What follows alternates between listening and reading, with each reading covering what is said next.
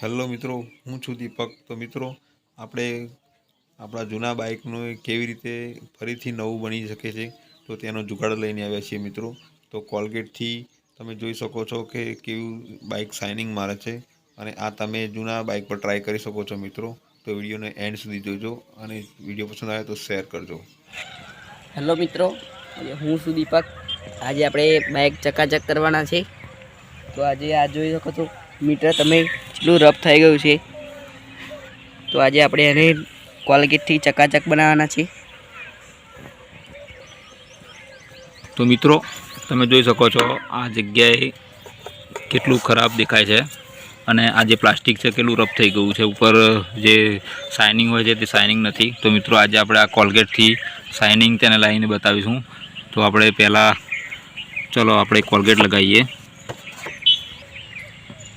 તો મિત્રો, આ રીતે આપણે કોલગેટ લેવાની છે અને થોડી બધે લગાવી દેવાની છે. તમે જોઈ શકો છો. અને પછી એને હાથથી બરાબરનું રફ કરવાનું છે. આ રીતે રફ કરી દેવાનું.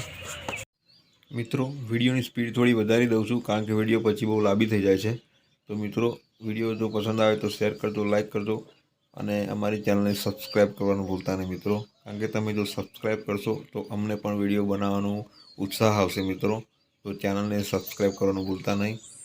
તો તમે જોઈ શકો છો કેવી રીતે કોલગેટ. તો મિત્રો, પાણીમાં થોડું કાપડ જે લઈ અને આ રીતે થોડો શેડો પલાળી લેવાનો, અને પછી એ શેડા વડે ઘસવાનું છે મિત્રો. તો આપણે હવે હું તમને બતાવીશ કેવી રીતે ચકાચક થઈ જાય છે.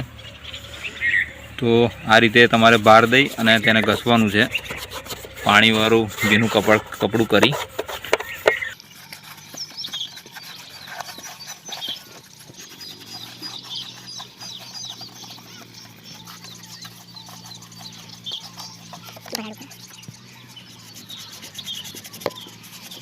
હોય છે તે. તો મિત્રો, આ રીતે ભીના કપડાએ નૂખી કાઢવાનું છે પૂરું, અને હવે આપણે પાણીથી એને ધોઈ કાઢીશું. તો પાણી રેડીને તમને ધોઈને બતાવીશ કે કેટલું ક્લીન થઈ ગયું છે.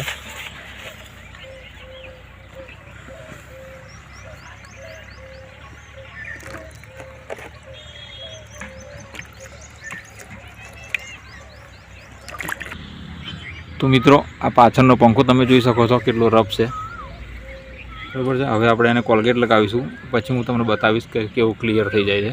અત્યારે તમે જોઈ શકો છો. અને હવે કોલગેટથી ત્યાં રફ કરીશું. પછી ભીનું કપડું લઈ અને આ રીતે તેને ઘસી લેવાનું છે.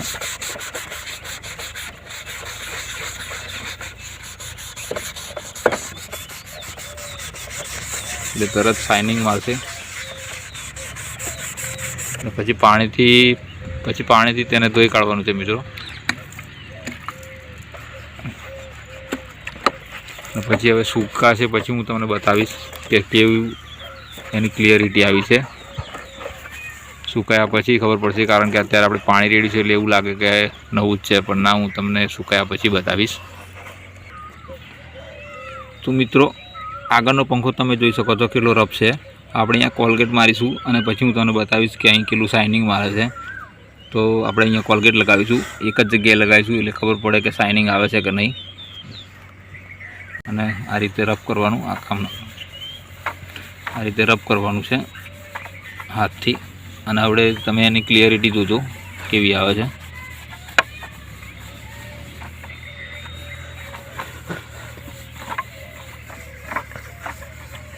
તો તમે જોઈ શકો છો મારા હાથ ઉપર પણ ત્યાંનો જે રફ કલર છે તે પણ પછી તેનું શાઇનિંગ કેવું થાય છે અલગ પડી જશે.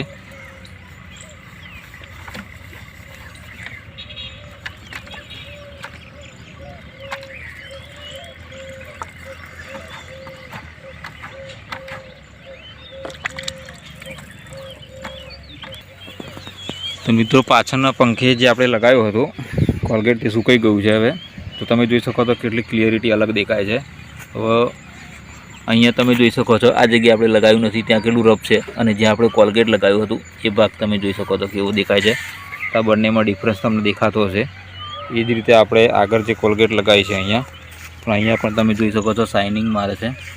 આ રીતે આપણે કોલગેટથી એક સારું શાઇનિંગ લગાવી શકીએ છીએ.